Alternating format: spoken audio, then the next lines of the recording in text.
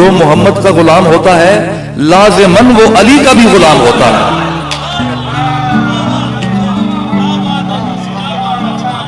علی کا بھی غلام ہوتا ہے. یہ جو حقیقی معنی میں غلام محمد وہی ہے جو غلام علی ہے. کیوں؟ کیونکہ میرے جد اعلیٰ نے فرمایا کہ مہر علی ہے حب نبی اور حب نبی ہے مہر علی. زیادہ تو چشتی محفل ہے تو تھوڑا سا ترنم ہو جائے.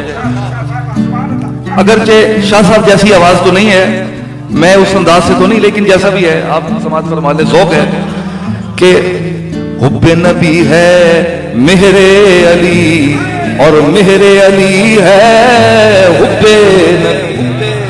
حب نبی ہے مہر علی اور مہر علی ہے حب نبی. کیوں؟